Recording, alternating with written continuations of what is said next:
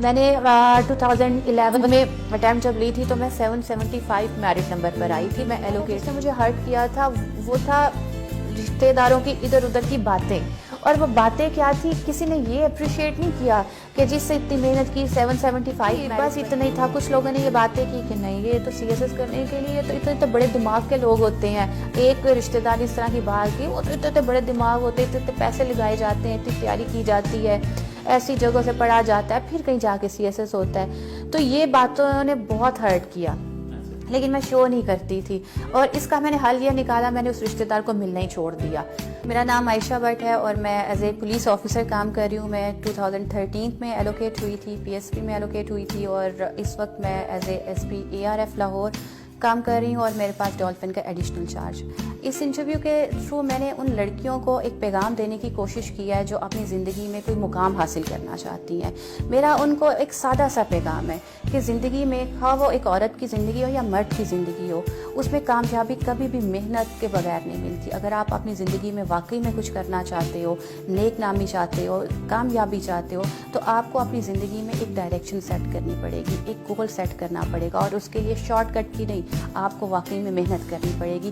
Positive approach کے ساتھ آپ کو آگے بڑھنا پڑے گا, کیونکہ ان کے بغیر زندگی میں کوئی کامیابی ممکن نہیں ہے. جو بھی بات کروں گی ریئلسٹک, کوئی اس میں فیک کوئی ایسی بناوٹ نہیں ہوگی.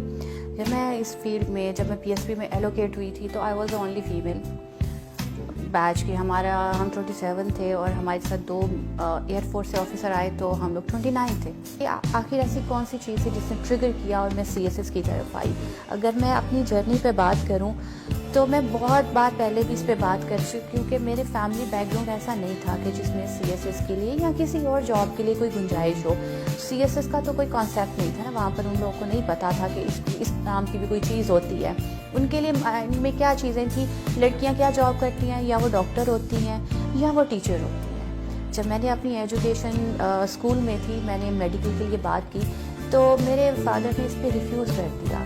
اور ریفیوزل کی 2 وجوہات تھی. ایک تو یہ تھا کہ اس پہ ان کو بہت نظر آ رہا تھا کہ بہت پیسے لگیں گے, اتنی انویسٹمنٹ وہ کیسے کر دیتے, جبکہ بھائی بھی موجود ہیں اور بھائیوں کی ایجوکیشن بھی دیکھنی ہے. اور پھر یہ بھی مائنڈ میں چیز بیٹھی ہوئی تھی کہ جی ہم نے تو مطلب وہ جو ہوتا ہے نا کہ جی بیٹوں سے ہی آگے فیملی نے چلنا ہے, وہی آگے اس خاندان کو لے کے چلیں گے, نام ان سے بنے گا, کمانا انہوں نے, گھر کو انہوں نے چلانا ہے. تو یہ جو پیسہ ہے یہ پھر ہم نے ان کی ایجوکیشن پہ لگانا ہے, نہ کہ بیٹیوں کی ایجوکیشن پہ لگا دے, کیونکہ بیٹی کو تو ہم نے گریجویشن کروا کے شادی اس کی کر دینی ہے, جیسے ہر ایک فیملی میں ہوتا ہے. ادھر بھی یہی سوچ تھی.